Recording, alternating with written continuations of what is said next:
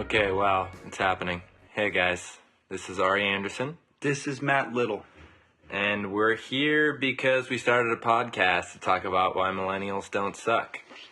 And we've been hearing for, well, really our whole lives about how our generation is possibly the worst generation. And of course, there's always the kind of the Midnight in Paris thing of like, oh, every generation previous was better and all of that. And we know that the reality is that if you look at history, not a whole lot changes, and people have been saying the same thing using different words for about as long as there have been humans. But it doesn't mean that this narrative about the millennial generation being lazy and entitled and self-serving and addicted to technology doesn't have some merit or isn't something worth countering. So that's why we're here.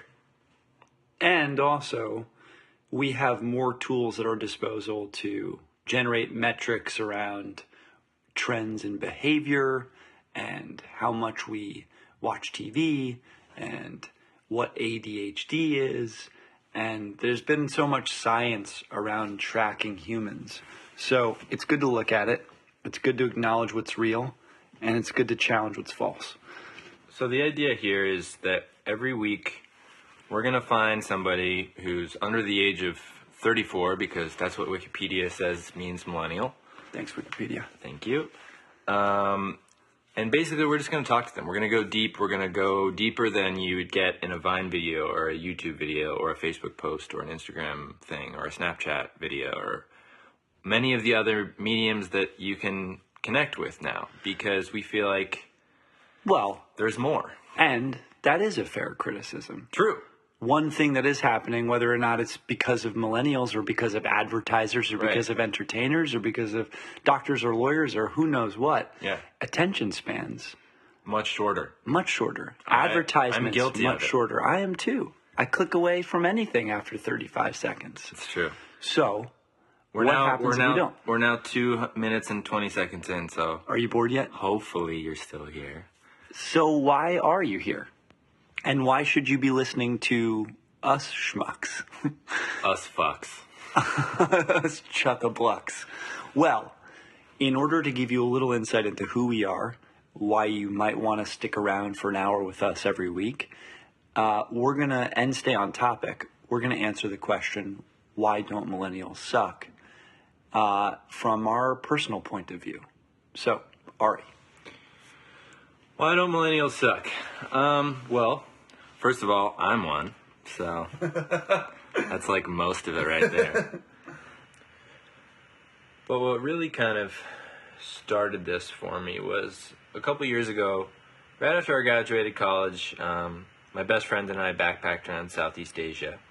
And while I was on like a sleeper bus in Vietnam for 3 days straight, I was writing my journal and I just wrote this sentence, letters to our former selves. And I was like, whoa, that's a cool idea.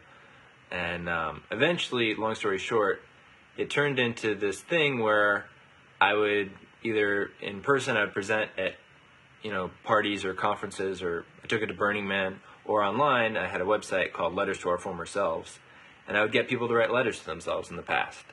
And it was a really amazing experience for me because over the course of the project, I got thousands and thousands of letters of people writing to themselves kind of at the hinge point moments in their lives. So like an addict writing right before they started using for the first time, or somebody writing right before he met the love of his life, or whatever it was. But I got thousands of those. And being exposed, and a tremendous portion of those were people my age, millennials. And so I was exposed to so many stories of people who, we're just humans. We're just figuring it out. We're just vulnerable and willing to go deep and willing to go to places that we don't see on Snapchat or Instagram, or when we're looking at really beautifully displayed pictures of each other's food. And I had one specific instance that I remember that was... I was presenting at a conference in San Francisco, and I was getting, I talked about it, and then I I had people come up and write letters to themselves, and I had like a little setup and everything, and got tons of letters, and it was really cool. But one guy from like a venture capital firm, I think it was like BlackRock, is that one? BlackRock. He was like, so, how are you going to monetize this? And I was like, I don't know. I hadn't thought about it. I'm just doing it to get these stories. And on the one hand, you could say that's naive of me, and I should have been thinking about what I eventually was going to do to make money from it. But on the other hand, getting those stories was really cool. And it made me think then, and kind of thinking about it now, that in the quest for monetization, we're kind of missing out on this huge chunk of really important humanness that we all possess, of this capacity to connect, this capacity to be vulnerable, that's so immense and so much bigger than we even can perceive.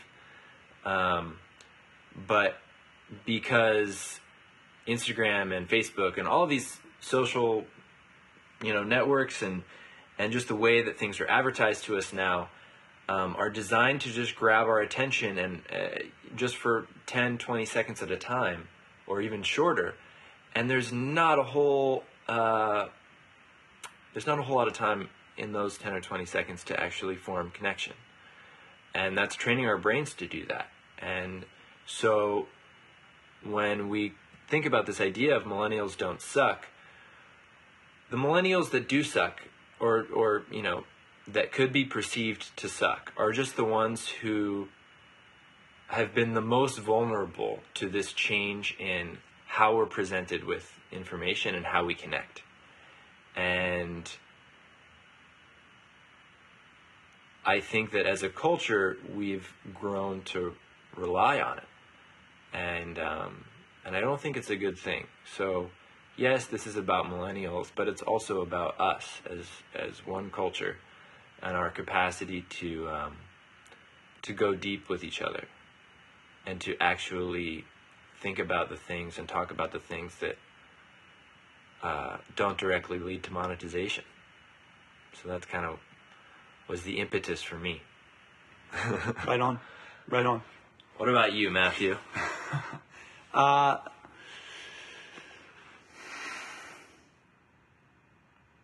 So I come to this having spent a lot of time knowing that in the deep part of my bones, knowing that we were the worst generation of all time. Knowing, having a worldview that great generations came and went, and that we were standing in the shadows of all these amazing achievements, having nothing to show for them. Right. And I went from I was born in Oakland, California, and at 18 I moved to Los Angeles to pursue a career in the entertainment industry, first by going to the University of Southern California, where thousands of other people are pursuing the entertainment industry. And I was surrounded by folks who were all after what I thought I was after. And it was a very, by and large, very vapid experience. It was one that I was incredibly isolated through. And so I became very jaded to those other folks in my generation. And I was convinced that the world was on a downward spiral and everything was going to shit. And it was our fault.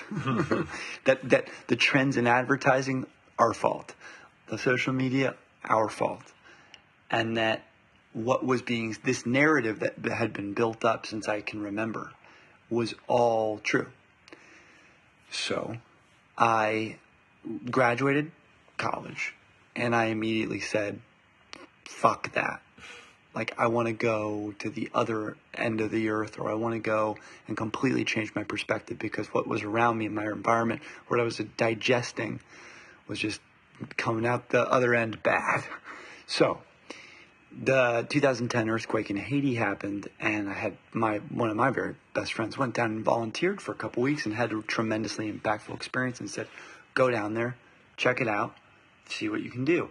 And this was pretty rare at that time. Most organizations are very careful with the vetting process, but he kind of got in because he knew somebody, and I got in because I knew him. And I was able to go down first for a short amount of time, like a month, and then I went back for the better part of a year. And it completely changed my life. And not just through being in a different country, being in a disaster zone, the elements of trauma associated with that certainly changed my brain, maybe not the most positive way. But on the positive side, I looked around and saw people my age literally saving people's lives and changing people's lives. And I'm not just talking about the people who were there giving the aid to people of Haiti. I'm talking about Haitians. Yeah. It's a very young country, unfortunately. Hopefully its life expectancy will grow over time, but it's a very young country. The youth is very strong. And so I got literally a different country of millennials to interact with. And I realized it was that what I was being fed and what I was paying attention to in the United States, and specifically in Los Angeles, was a cross-section of millennials that have a lot of gifts, but those gifts were triggering whatever my brain was not.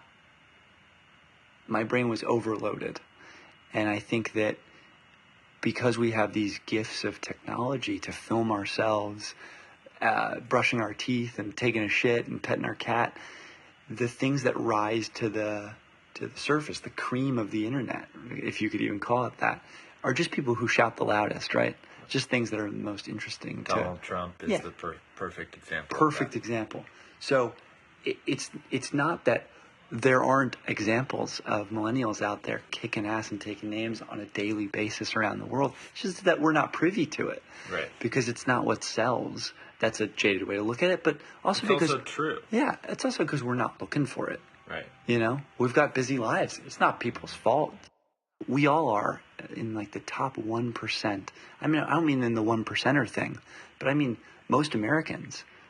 If you're above the poverty belt. If you're listening to a podcast, you're doing pretty well. Pretty good. And I've got my shit, but I'm pretty goddamn, privileged. Yeah. So what do I do with it? How do I utilize that privilege to the best of my ability?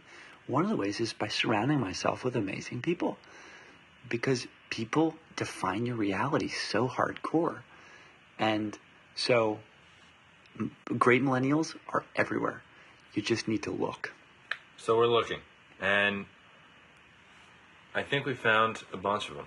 Amazing ones. And we're going to find more. And part of the reason why we're doing this is because there's a lot that don't get any spotlight, no recognition, no attention, because a lot of the people we're going to have on here, especially to begin, are people that a lot of people already know about. Right. Because that's the nature of the beast. You got to do the whole cross-promote thing. You got to, we're trying to build a brand here. Totally. But where we want to go is to be able to eventually spotlight, the butcher's apprentice in wherever who's just, doing cool shit as a butcher's apprentice or whatever. Doing the best he can. Doing the best he can. And I think to be able to tell those stories, to be able to have a method or an avenue or a landing zone for the stories that don't get the most likes or don't get voted to the top of Reddit, to us, or to me, is a really cool possibility. So that's, in essence, why we're here.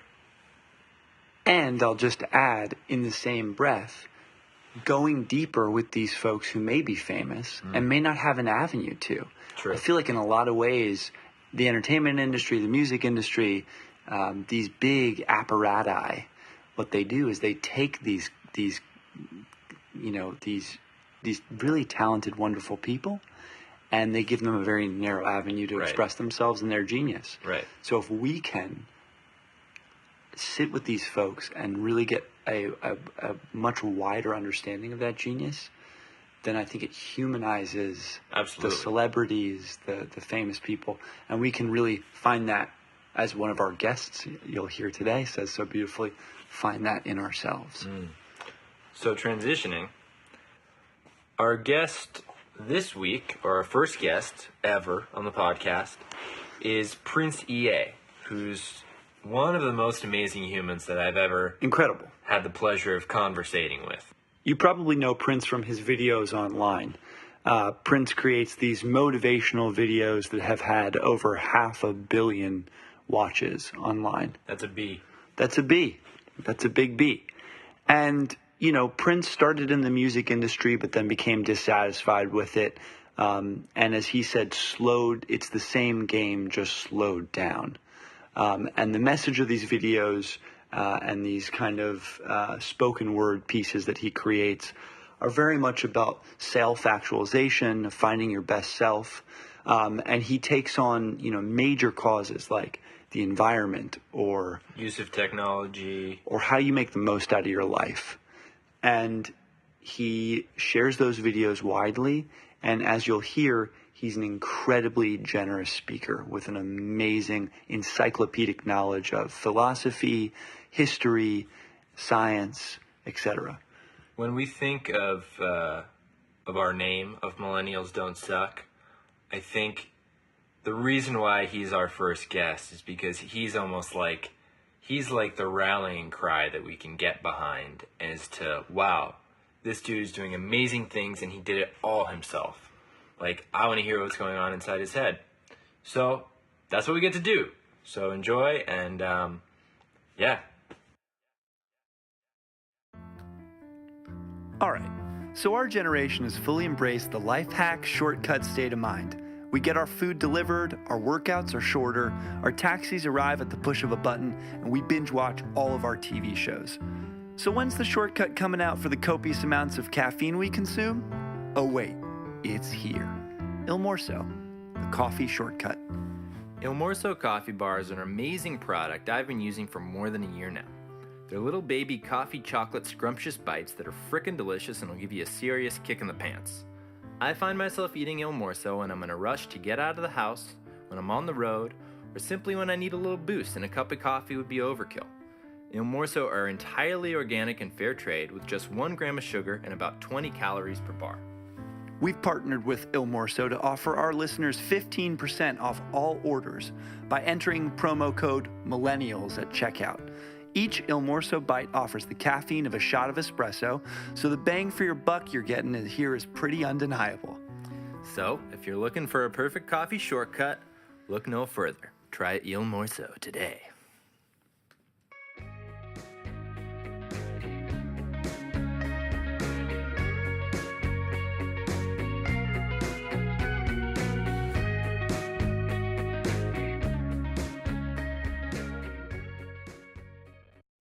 Hey, Prince. What's up? Here we are. How's it going, man? Oh, man, it's beautiful. Beautiful. I'm here in sunny St. Louis, enjoying my time home. I'm good. How are you?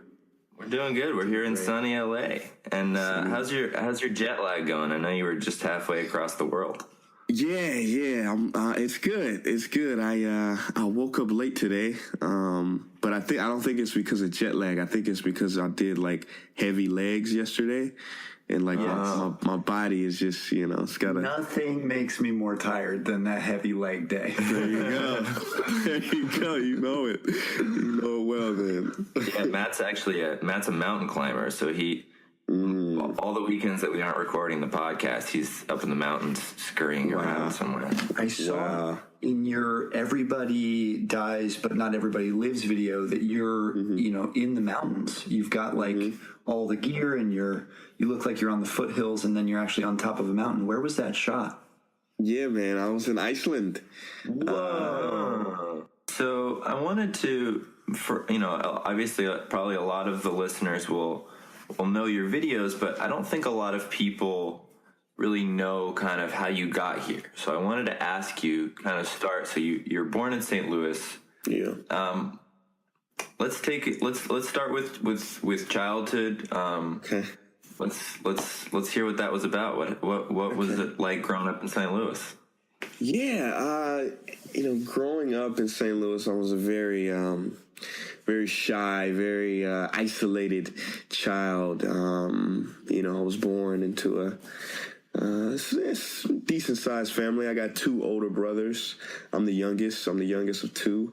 Yeah, you know, growing up was okay. It was very, like I said, very quiet in school. I was very quiet, sat in the back of the classroom, didn't engage much, wasn't interested in education much or school. I was interested in girls, even though I was too shy to talk to them.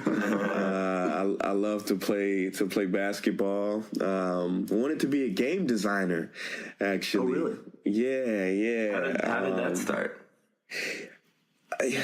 You know, we had a Sega Genesis growing up, right on. And then and then I don't know, I just loved, you know, games and gaming, even though I haven't literally played you know, a game on a console in years. But back then, man, I was into it heavy. What were your favorite games? My favorite what games did we play a lot? Got to do some Sonic the Hedgehog. Of course. Yeah, we definitely had Sonic. Then we got, you know, after, I'm trying to remember the games on Sega. Wow. Sega is old school. It is. I really remember Sonic. Anyway, what do you think drew you to the game design? Just loving the world, or did you feel like you already started to sort of have an interest in putting stories together? Or that's it. That you took the words out of my mouth. I wanted to really tell stories and to create these journeys, you know, and create some exciting worlds. Maybe that was it. You know, that was it. The stories and creating your own world, maybe. Creating this world, yeah. But you know, that was a passing thing. I was more interested in, you know, got interested in the sports, real big basketball fan. I literally, like, this was probably I could say, yeah, man, this is my first love. I spent hours upon hours in the gym just practicing my jump shot, you know, renting tapes from, I don't know if you guys remember Blockbuster. Oh, of course, dude. Yeah. People used to get movies and games. I started getting like basketball films, like training stuff. Oh, wow. And awesome. Just working hard on that, man. So, who's your favorite player? Who was your favorite player? Yeah. You know, I would say Ray Allen. Interesting. Ray Allen, he the jump shot was textbook. Sure. One of my favorite movies was He Got Game. Of course. Yeah. Jesus Shuttlesworth. Jesus Shuttlesworth. That's it. You know, he's coming back. Apparently, Ray Allen might be coming back to the Warriors. I've been hearing that. Yeah, well, of course, the Warriors. They're just they might as well, you know, get every retired really good player. Yeah. They say people are saying the Warriors are like the Monstars in Space really Jam. Are. Yeah. Yes. Well, it's a perfect plot because LeBron's making Space Jam too, so it works out. Wow, that's it. There you go. They don't even have to do CGI. Yeah, right. So, you know, after basketball, you know, I fell in love with hip hop. You know, I was in high school, and a kid named Corey Wishmeyer, he introduced me to a rapper named Immortal Technique. Oh yeah. And yeah, man, and this guy, you know, I think I was already listening to like Cannabis and another underground artist named Raz Cass. Mm-hmm. And you know, these guys were so amazing with the lyrics and just on a different level. But I started listening to Immortal Technique, and he was very, very political. He had deeper substance than these other guys. Right. He had a political message, and I was just like, you know, when I heard him talk about, you know, questioning religion or geopolitics, conspiracies. He's like, 9/11 was an inside job. I'm like, what? And so I'm, my teenage mind it blew up, and I started reading more, becoming more and more interested in, academic subjects. And then I started engaging in the classroom more, sitting in front of the classroom, debating my teachers instead of just staying quiet. What year in high school was that? This was late junior, senior year. Got it. Wow. Okay. Yeah. What's fascinating about that is that most people have this stereotype of hip hop taking folks away from things like the classroom, away from things like studying, that it's somehow still stereotyped in that way. But for you, it engaged you more in the classroom, that it was a gateway into that kind of learning. That's pretty fascinating. Exactly. Yeah, it was, hip hop. I ended up doing, in college, I did my senior thesis on the commodification of hip hop, how hip hop changed over the years. And when you do the history, when you look at the backlog content, you find something very interesting. You find that hip hop, you started out as the voice of the voiceless. It was the MC's duty to educate his rap listeners through his lyrics. And then hip-hop became more commercialized and McDonaldized, and now you see it today where it's not much substance and it's not much education, but the roots, the history is definitely founded upon educating the rap listeners. KRS-One, one of my favorite quotes from him, he said, if hip-hop can be used as a tool to corrupt young minds, it can also be used as a tool to uplift them. Beautiful. Yeah. Do you feel like there are, despite the sort of commodity that hip hop has become, do you feel like that there are millennial hip hop artists which are still fighting that fight for truth and education? Absolutely. Yeah. I mean, when you Kendrick, yeah. These guys are definitely saying something. They're expanding. They're pushing the boundaries on art, really, in general. I just saw a video of Kendrick Lamar and said he had like 70 rhymes in like a 24 bar verse. I was like, wow, this dude is just the cadence, the patterns, the substance. Like a lot of these guys now, I think, it's a few in the mainstream, but a lot in the underground are really, really doing some amazing things. Who are some of your favorites right now? Right now, I don't listen to much hip hop. I listen to a lot of audiobooks. Nice. And this is the next step of my journey. Love the audio. Man. Audible, I'm all about it. Nice. I'm all about it. People, I did sponsor us. Yeah. Shout out to Audible. Yeah, man. So I think, to answer your question, who do I listen to? Kendrick, I listen to from time to time. I was working out to him yesterday on the leg day. Get you through the hardest day. Yeah.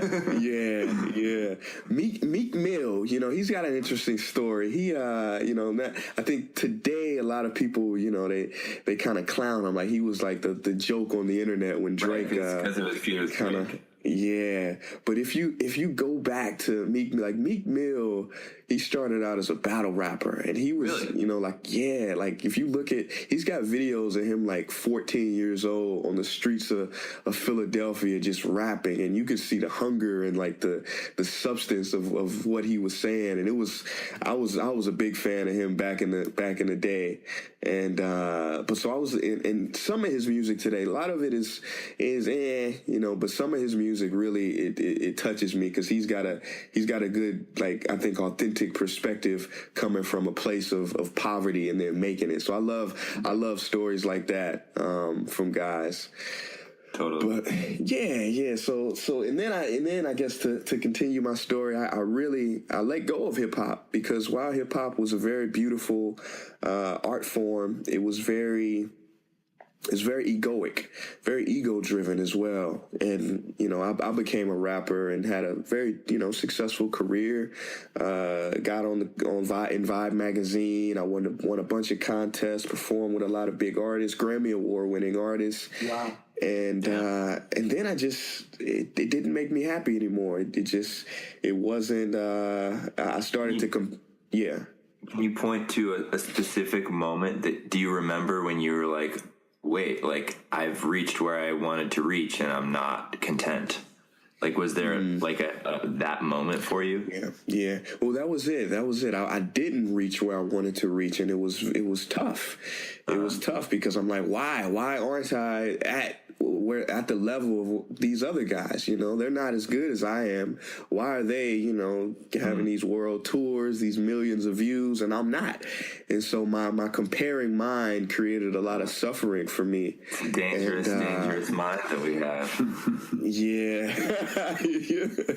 Yeah, it is. And so I just stopped.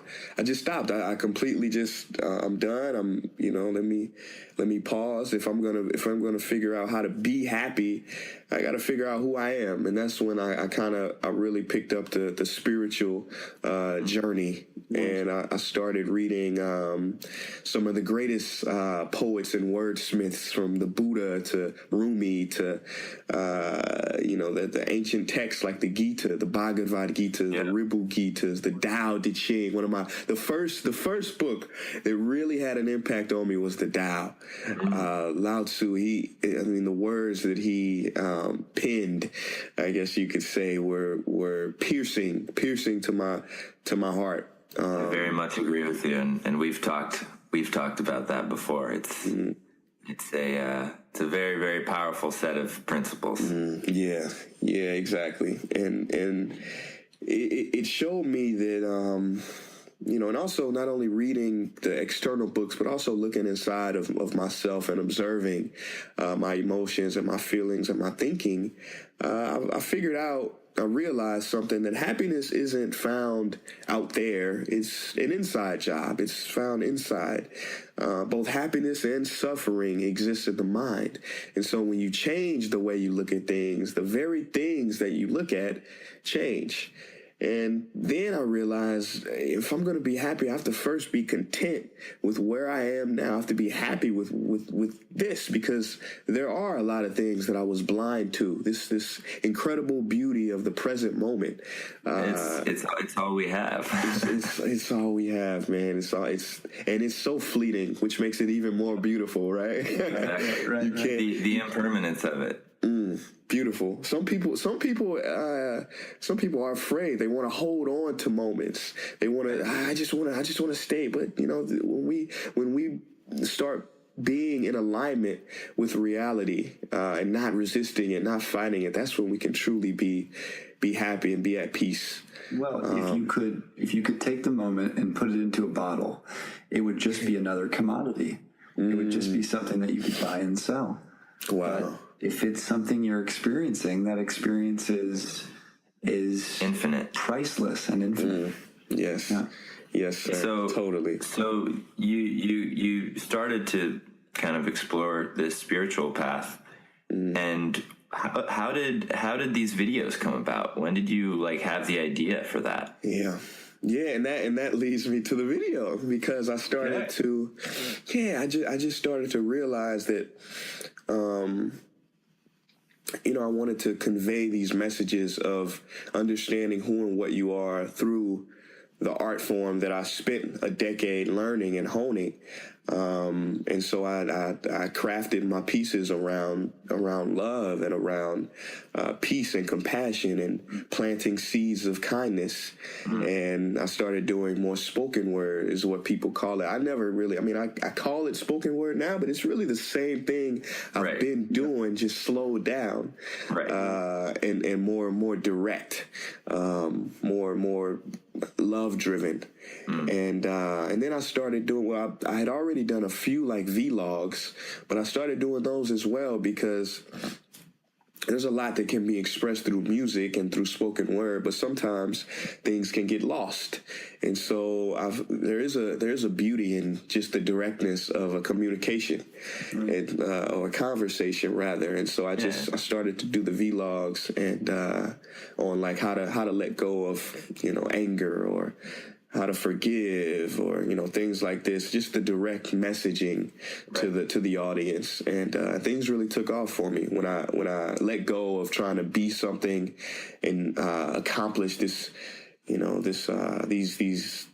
these great things and get these awards. And when I let go of all of that and just focused on serving and how can I be of service in this very short moment that I have in this world, then things started to really take off.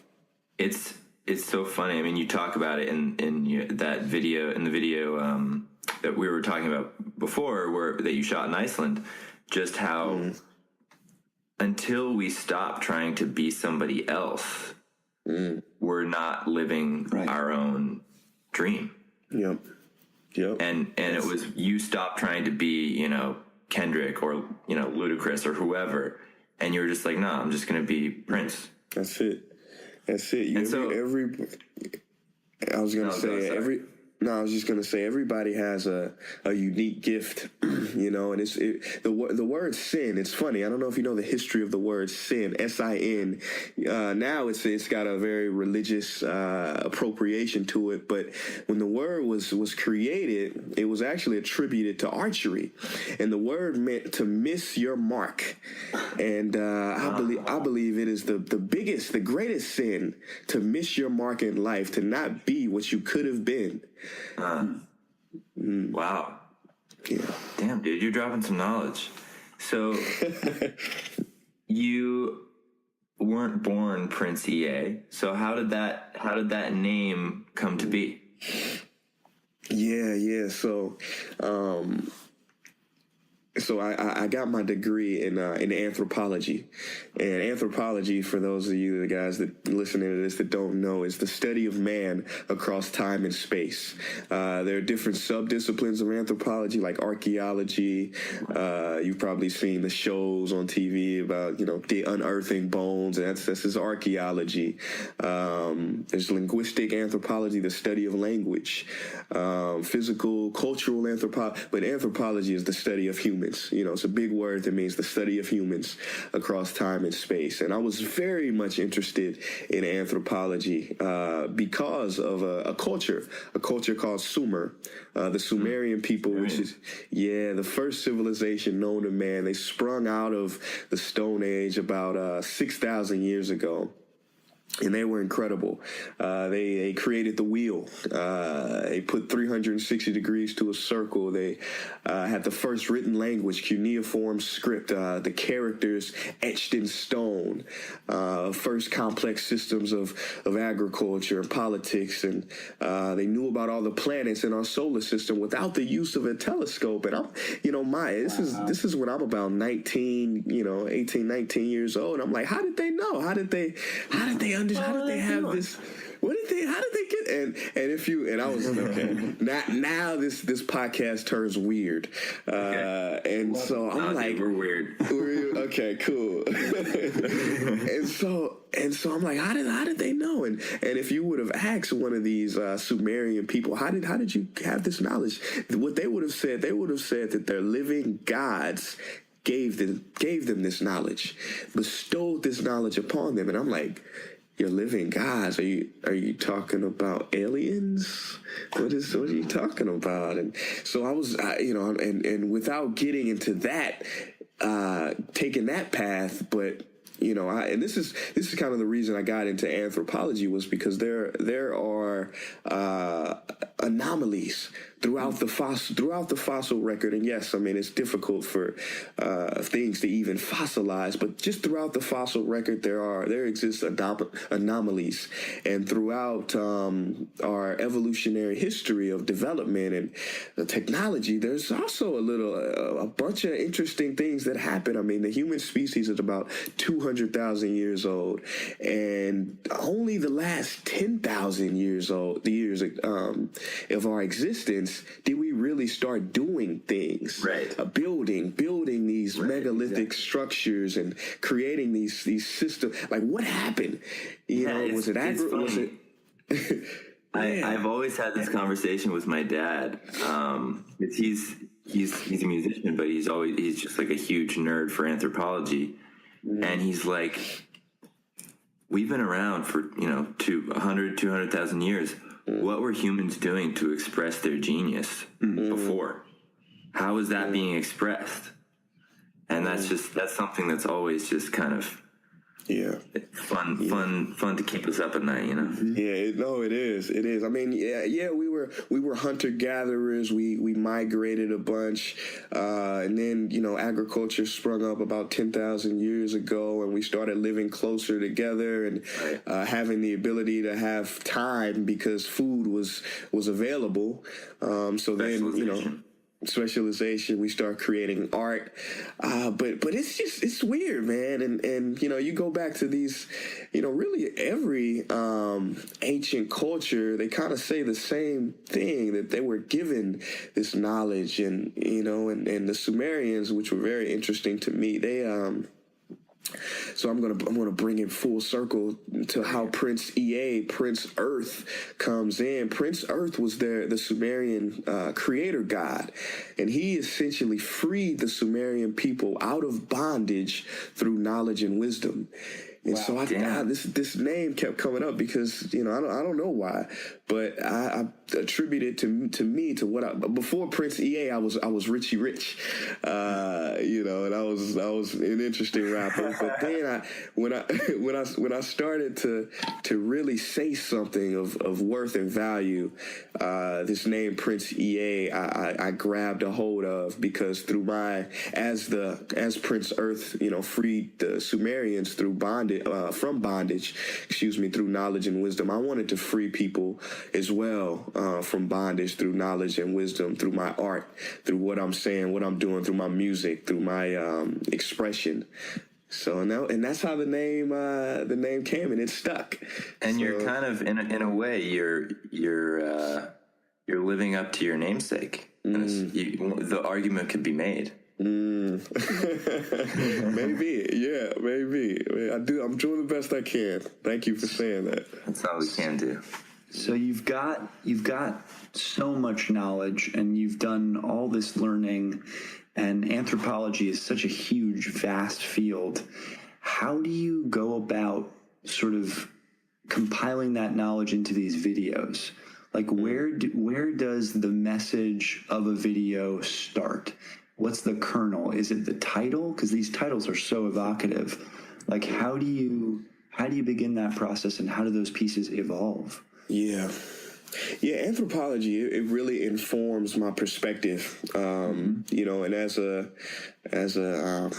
guy who kind of gives really social commentary, I approach it from an anthropological perspective, meaning I approach it from a place of not of singular ethnocentric, this is how it should be and everybody else is wrong, but from a perspective of this is what it is, this is how it is.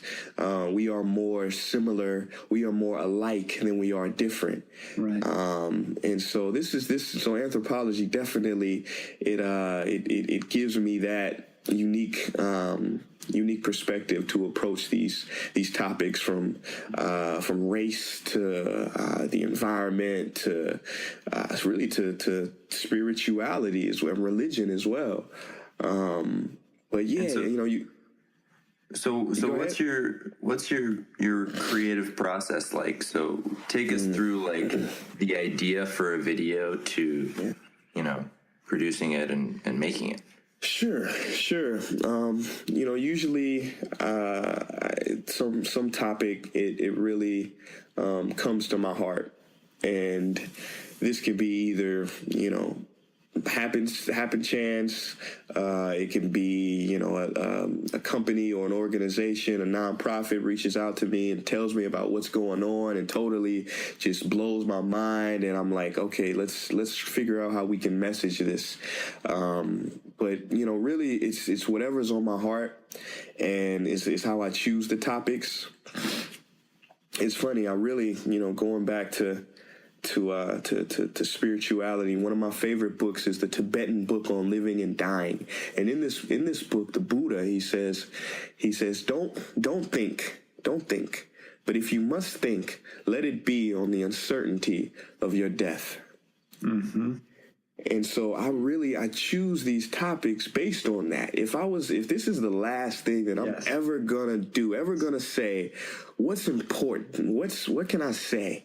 And this is, and it comes down to love, compassion, kindness, understanding each other.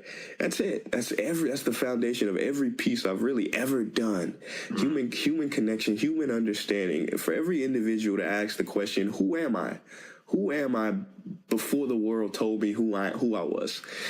You know, and so right now, you know, obviously it's a lot of suffering and pain in the world. And right now this is the subject that's really on my heart, and this is what I'm working on at the moment. And so how the creative process goes, this is what happens. I pick the topic.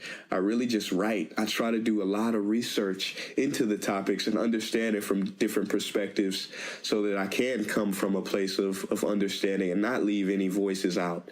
And, you know, I try to figure out, because I have so much time and experience in, you know, digital media, I kind of understand what's good, what's shareable, you know, and what's gonna connect.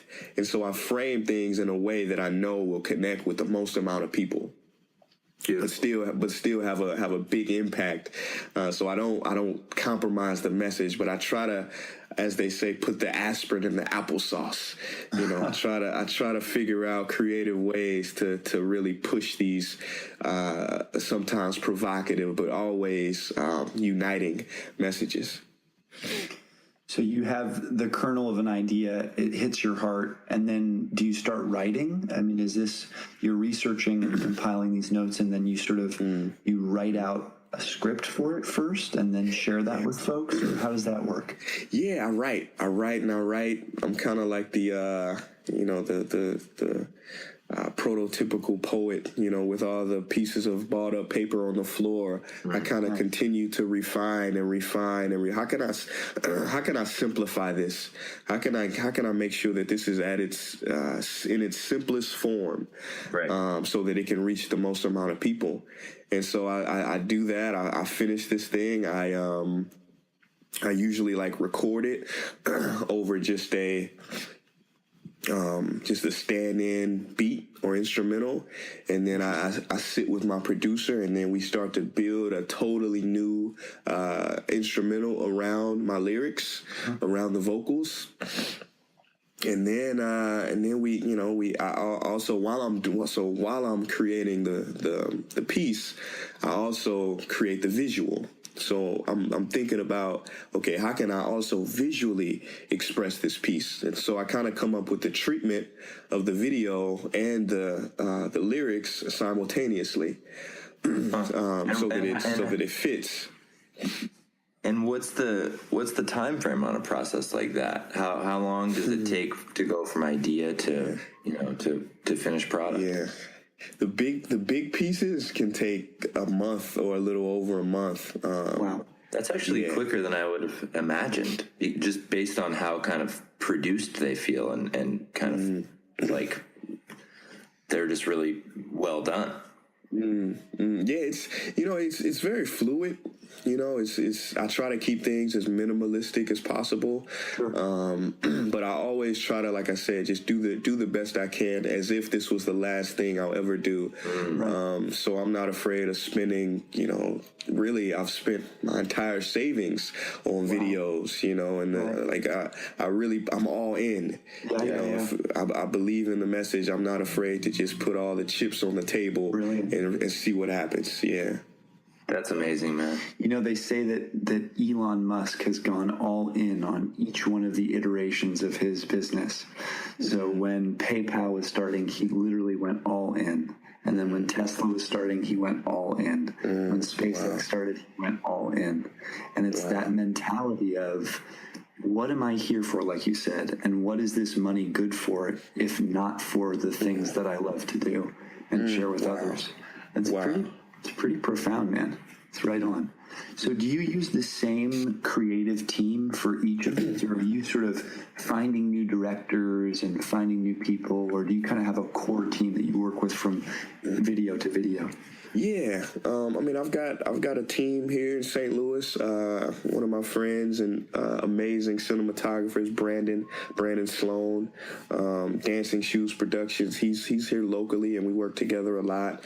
In LA, where you guys are, I work with a small team. Joseph Lombardi. Him and Ira. They shot the "I Am Not Black, You Are Not White" piece.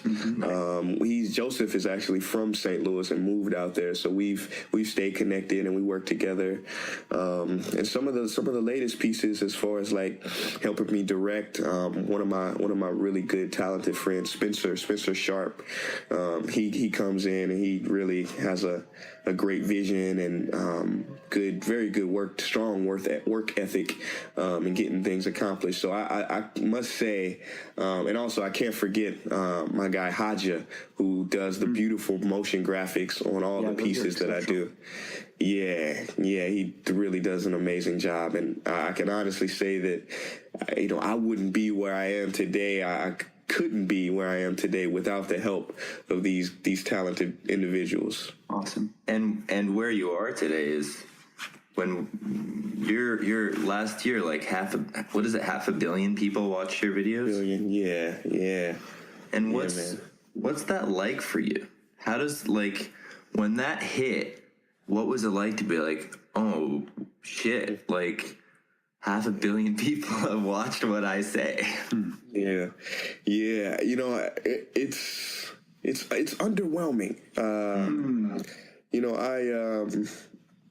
Like I said, I've really given up. I love reaching a lot of people, but I do realize how fleeting it all is. It's not how fleeting, and just how, I mean, I get a lot of messages about how my pieces and material has really impacted people's lives, people's paths, education. Like, it is totally amazing. And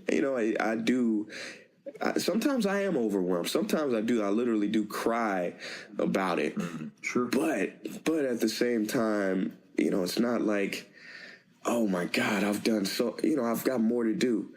I want 500 million. That's it. Right. This is the beginning of the road. Exactly. How can I? Exactly. You're only a 14th of the way there. That's what I'm saying, man. There's much more to do. I'm not gonna rest on my laurels. I'm not gonna look. I don't keep really any awards. I'm on to the next one. I don't brag about what I've done. It's really about how can you. What have you done your last at bat? What are you doing this bat? Like, how can I keep going? And that's all I want to do. I'm not neurotic about it. I'm not crazy about it. But at the same time, what's next? That's how I'm thinking. What can I do now? The universe silently asking the question every day, what have you done for me lately? Yes, that's it. I love that. I was watching the latest video, and I was wondering, do you have plans for longer form content? Like, I kept seeing a documentary, or I wouldn't even call it a documentary, but a piece that did extend into the 90-minute arena. And I was wondering, you might not want to talk about it. Maybe it's an early stage development, or I don't even know. But do you think about longer form content? Yeah, I do. I love simplicity and I love short form. Sure. Well, it's much more shareable, right? Who was the writer who said? He said, was it William Blake? I don't know. Somebody. He said, I'm sorry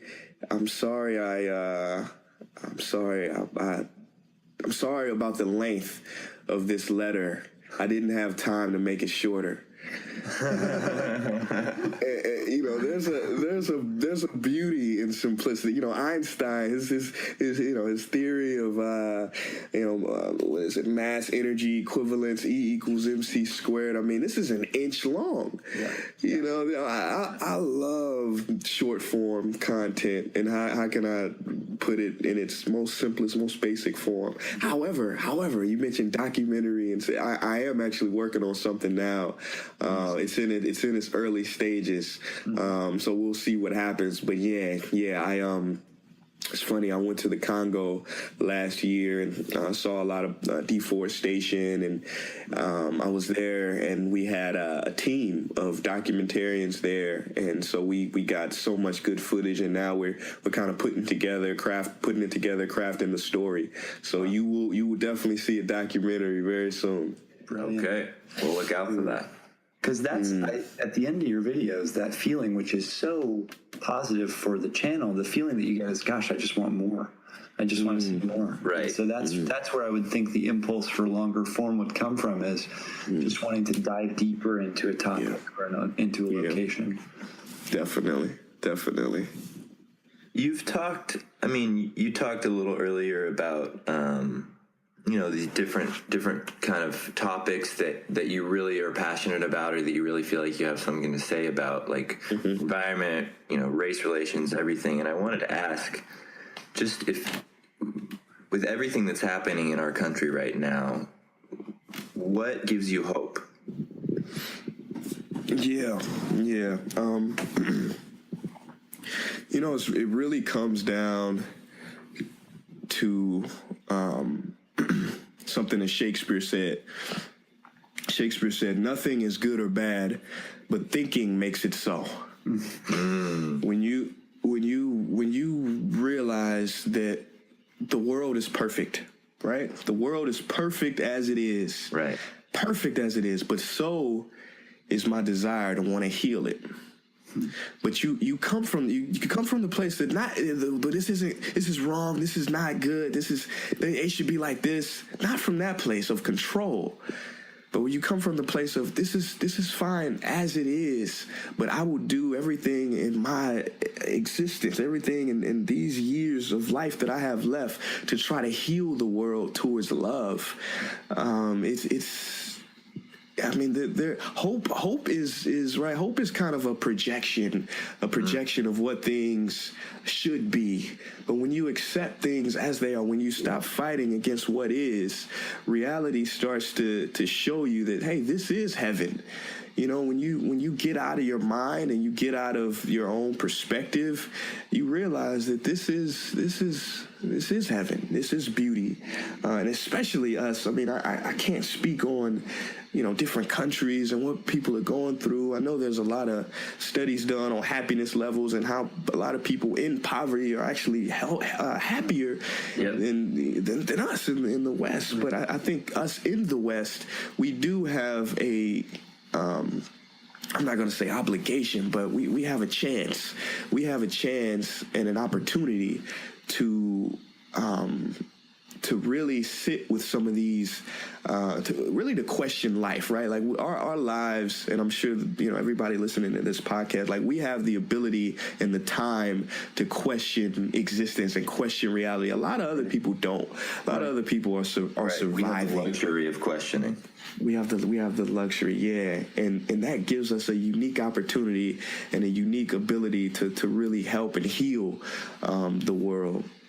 Because there is so much suffering, and the suffering really, like all of the problems and issues in the world are really symptoms of a bigger problem, right? And imagine, what's the bigger problem? Yeah, exactly. So that's the question. So imagine a tree, and you look at the leaves on the tree, and if you try to take one of the, just pull one of the leaves off, another one will grow back, or they constantly grow back in other places. So these leaves are racism, are exploitation, sexism, these leaves, right? But any smart gardener, if he wants to diagnose the health of a tree, he looks at the root. He looks at the root of that tree, and the root of this culture, this society is us. All of these problems come from us, right? Humans. And how do we change us? This is the key. This is the question.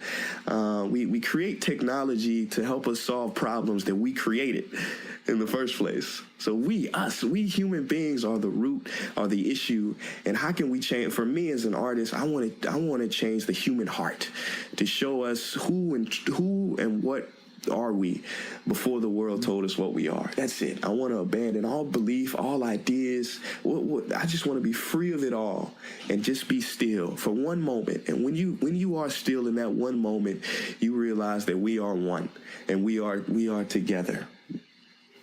That's it. Beautiful. Amazing. And what you're speaking to also is society likes to treat symptoms instead of looking at systems. And if we look at systems, then we can treat a variety of symptoms and really get to a place where we're not even thinking about symptoms. We're just bettering the system. And I think that's really what you're, it's you were saying it in more eloquent ways, but I think that's right on, is how do we address our system? How do we really heal our system? So let's go back.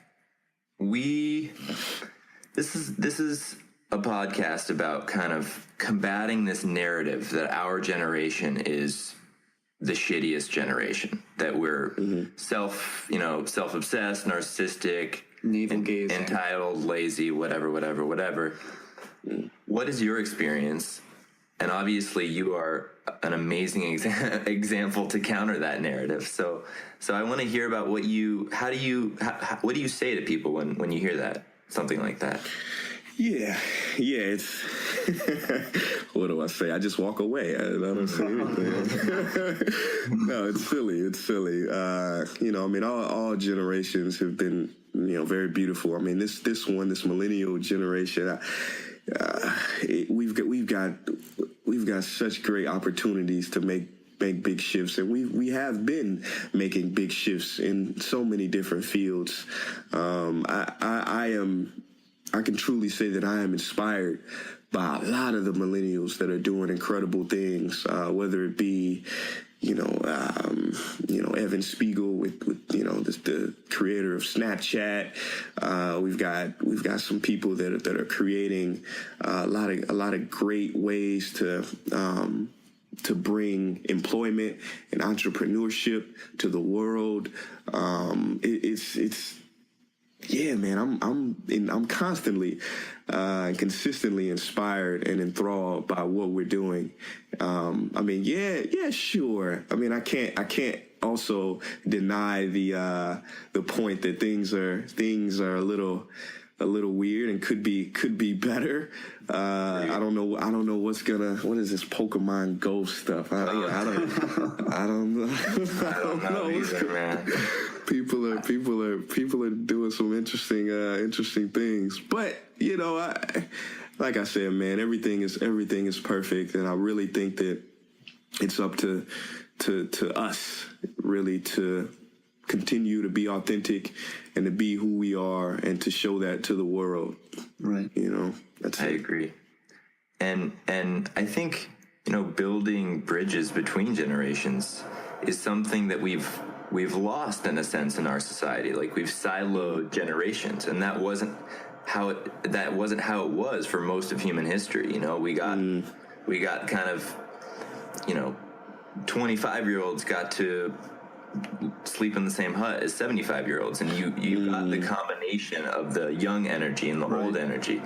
And I want to ask, do you have any older mentors who have kind of helped to kind of bring you wisdom to find your own path?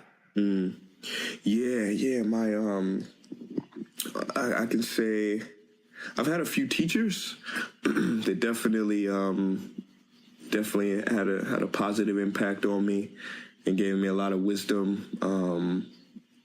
My mother and father definitely as well. But honestly, a lot of my knowledge and understanding has been indirect, has been through books. Right. It's been through the ancient wisdom of a long time ago.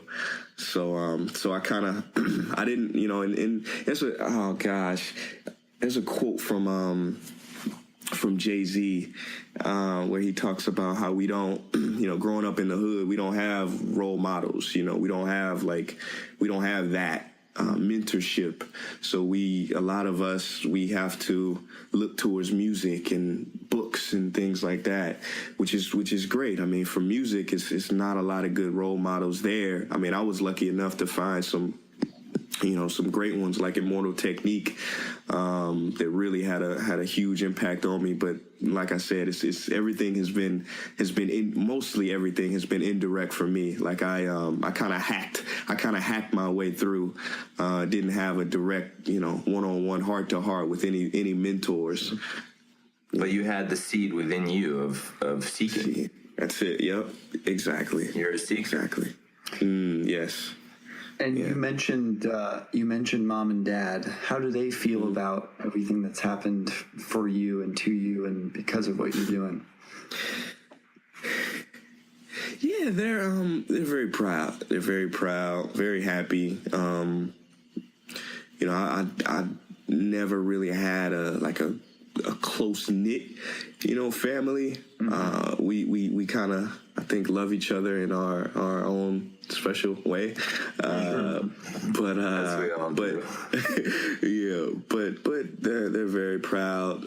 Again, I definitely wouldn't be here without them. I mean, having them. So I grew up in the north side of St. Louis. St. Louis, FBI just came out with a study. St. Louis is the most dangerous city in the nation. Whoa. And the north side of St. Louis is the most dangerous part of the most dangerous city in the nation. Yeah, more than Chicago. More than Chicago, yeah. Wow. And this is, I think, we Chicago, Detroit, like we constantly battle for this position. Oh, right. This prize, if you will. Yeah, this pride, exactly. But I am lucky to have both of them. They stayed together. They helped me whenever I needed it. They're not perfect, but I think that what they did was perfect because I am here, and they showed a lot of love and care and only wanted the best for me. And so I my heart goes out to them. Love them dearly. Mm. And then you mentioned, that you've got a few projects that you're working on in terms of, longer form. But I guess my question for you is how do you see this expanding for you? I was watching one of the videos earlier and I turned to Ari and I said, okay, Prince for president, 2020, let's do this. But I was messages are going to be spread sort of imitating your style because it's so effective. I can see, the next wave of millennial politicians, for example, trying to imitate things, using your technique, and you're a pioneer in it. And I'm wondering, where do you see this heading for you? I mean, do you see the hundreds of videos turning into thousands, or do you see this evolving to something else? Where do you picture yourself going? Well, I guess this is a good moment as any. I will be announcing my presidency for 2020. No, just kidding. I'm definitely not. Yeah, no, that's good for the podcast. No, I've got zero interest in being president, but I'm open. Who knows? I don't know. We'll see how the Tao, how the universe guides me. Indeed. But what do I see? I want to continue refining, figuring out new creative ways to reach people, whether that's through YouTube, Facebook, whether I get into painting or race car driving. I'm interested in communicating messages to people in mass amounts, simply put. So, I don't know. I'm working with like I said, on a documentary now, maybe a series, maybe a show. I'm connected. I'm really starting a media channel. So we'll see what one thing. Okay, this has been on my heart for quite some time, and that is using technology to to really impact people for positive reasons. I think a lot of the technology today, it has created negative habits in us. Right. A lot of addictive qualities have emerged from the use of technology, and I want to figure out how can, and this might inspire somebody else. This might be the reason for my passion for it, is to inspire somebody right now listening to this. But I want to figure out how I can use technology to connect us together in a real way, and to implement good habits. Right. Like there are good like brushing your teeth is a good habit. Right. Checking your email 100 times a day is not a good habit. Checking Facebook, how many likes that's not a good habit. But, meditation is a good habit. Our phones, we look at I don't know how many seconds go by after you wake up to look at your phone. But for me, I think it's less than a minute. So, and I'm sure for others, it's probably 6 seconds. So how can the first thing that comes up on your phone be something that centers you for the rest of your day? How can we do that? Maybe the last thing that you do before you go to sleep.